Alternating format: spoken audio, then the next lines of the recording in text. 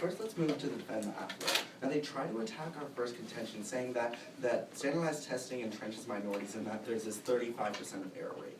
One, that's impact mitigation at best, but the link still stands. What we tell you that in a merit-based pay system, it creates teacher incentive, and when that incentive is actually there, it allows these teachers to actually teach to a good curriculum and a good standard. If at the end of the day we prove that they're being taught to a good standard, we win because it actually improves the education. We're still able to access our education next evidence of a 25% increase in test scores. But moving on to their second contention where they talk about their framework. One, the purpose of education in the United States is to prepare students for afterward. That includes college. A benefit to K-12 education is actually making sure it does what it's actually intended to do. At that point, we're actually preparing for students for college, and we are still able to access that impact.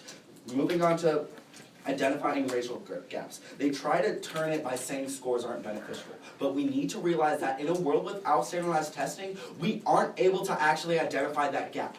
Obviously, we don't have to argue a world with or without standardized testing, but we need to understand that it's the only way to actually fix these gaps.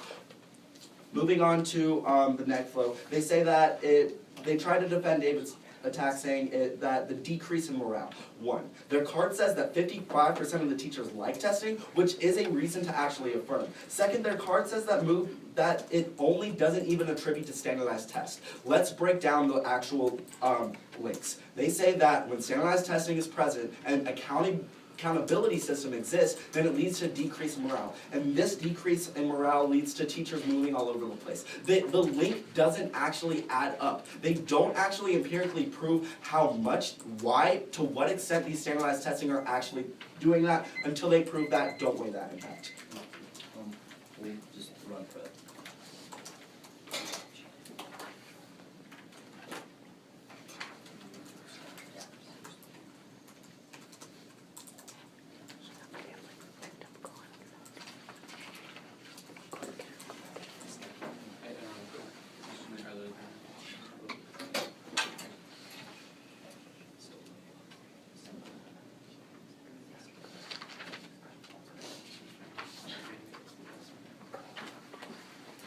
Okay, 30 seconds just.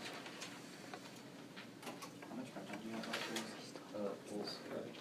Yeah, so we use 30, like, I'll say, yeah, minute 15 or so. This is Yeah. Okay. I'll just be going down major issues in the round. Is everybody ready? Yeah? Alright, if everybody's ready, I would like to start the time now. Okay, starting off on framework, remember if you're going to weigh an impact, it has to generate a benefit or harm to education. If it doesn't, you're not going to be weighing it in the round.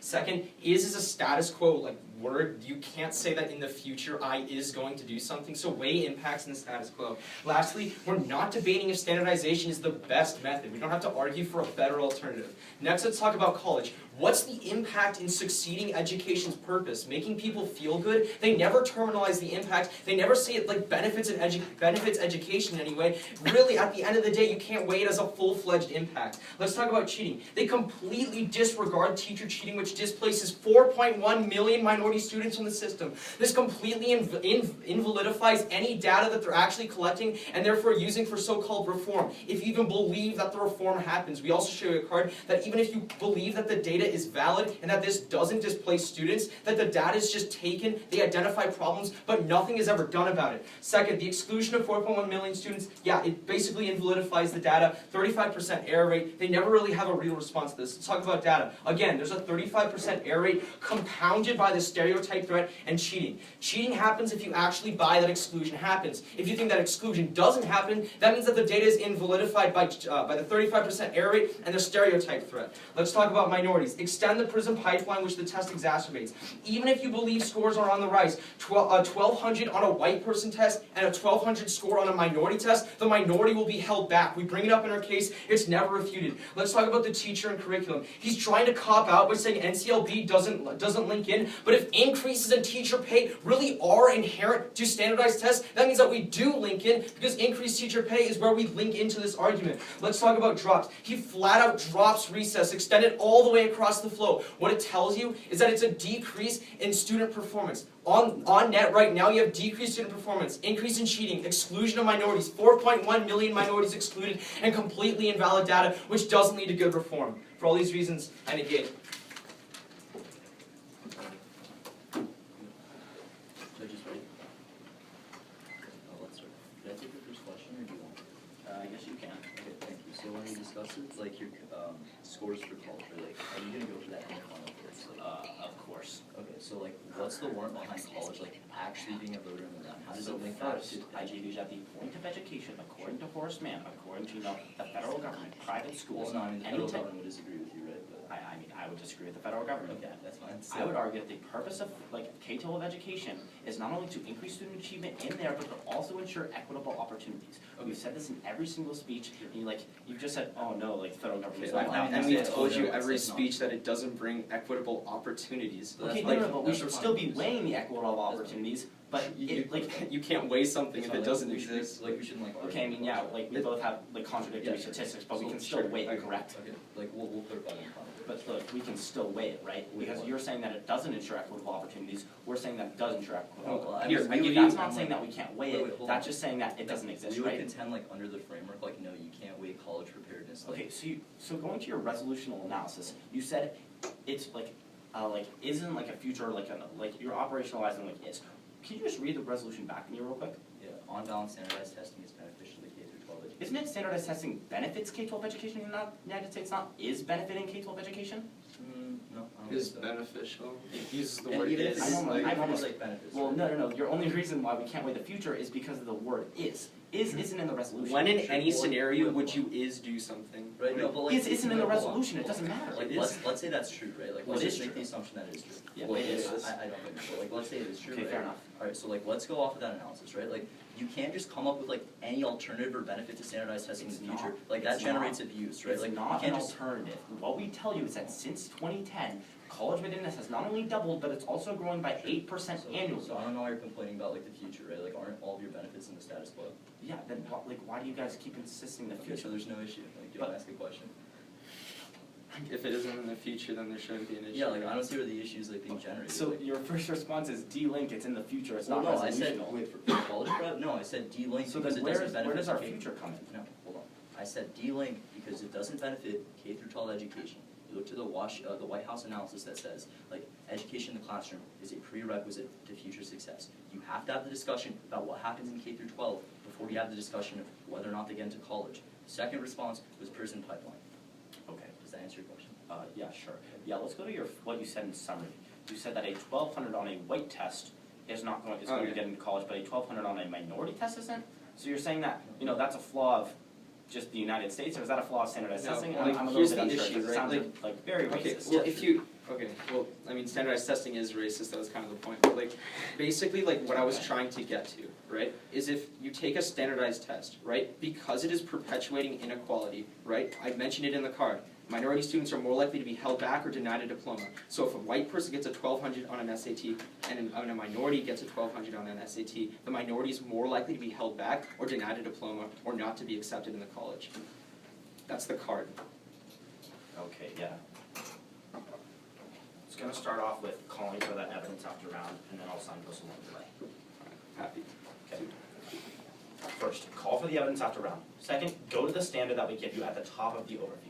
First, my opponents have never responded to this in today's debate. If we prove that any standard is good, which they have not refuted, that is an automatic vote for the act because they are living in a subjective world. What we tell you is that it's objectivity versus subjectivity. We have given you 3 reasons why objectivity is better than subjectivity. Do not let my opponents get up in their final focus and say that a standard is bad because they have simply not refuted this. This is the link into not only all of our arguments, but it's an inherent voter. But now go to their contention 1 where they talk about teacher efficacy. First, extend the voter that Brandon gives you a summary that says that 55% of the teachers in standardized testing actually like standardized testing. That's the biggest voter in today's debate because my opponent's own evidence concedes that teachers like standardized testing. They only say that 45% don't like it. But second of all, it's non-unique. What Brandon tells you in summary is that it's a harm of NCLB not because of standardized testing, but third, it's actually being repealed because of standardized testing. That's an independent voter because standardized testing has the means to identify the gap, but also to actually reform this gap. That's the the biggest voter because it outweighs on time frame, because that's a perpetual cycle in which we actually break the cycle of poverty. But now go to my opponent's contention 2 on cheating, some terminal defense. First, they never responded to the non-unique agreement, therefore they can't extend that cheating as a result of standardized testing. But second of all, they never responded to the Josephine evidence that says that cheating is actually decreased by 25%. But now go to recess. What they tell you is that cognitive development is good, but they never responded to the terminal defense that Brandon gives you in summary that said that recess is actually inherently bad because it increases fighting. But now go to our contention 1 on giving guide. What they say is that it's 35% of an error rate. That's impact mitigation at best.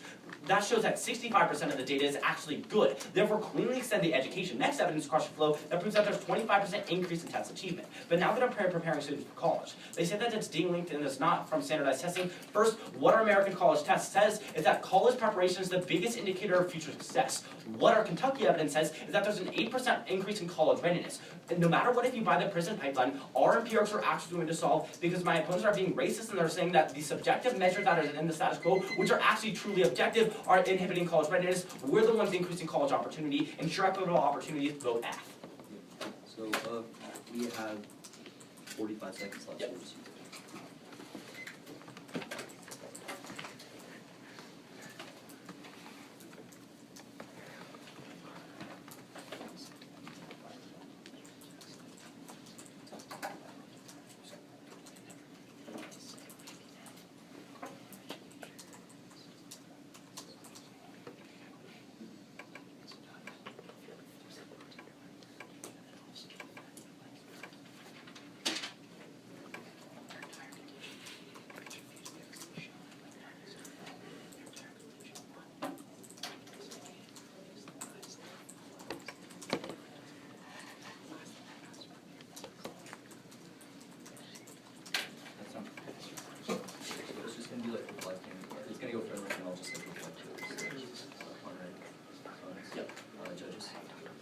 So let's start the time now. Start affirmative. This has been the most contested issue in the round. You're going to look at the White House analysis that hasn't been touched. What the White House says is we have to have the discussion in the classroom before we look to the future. That derails them from any of their college preparatory impacts. And when he talks about the cycle of poverty that he brings up in his last speech. Next, we're going to look to the whole concept about how he talks about how only one good standard is bad. He had that overview. That overview is irrelevant in the round simply because we're talking about the on-balance benefits and harms. It's overcomplicated. If we could show that on balance there's more harms than benefits, it's pretty clear you vote con. With this in mind, our first major argument is minorities, right? We're winning on minorities for several major reasons. The first is stereotype threat. They really haven't responded to it except saying it's not unique to standardized tests. But the analysis that Jack makes you in the summary is that standardized testing, the nature of it, really perpetuates a cycle in which minorities are held back diplomas. They're actually siphoned off, and that's what the Lexington Institute corroborates. How minorities, some of them can't even take the test, so that's an on-net harm, right? But next on teacher defection, right? The opponent said that 55% like teaching to the test, right? But they misread the card. What the card actually says is that 45% consider quitting, and the other 55% wouldn't quit because of it. If they wanted me to bring up another poll, 88% of teachers don't like standardized testing. But furthermore, this impact is hashed out by the fact that when teachers defect, that is a harm to education simply because of the fact that it's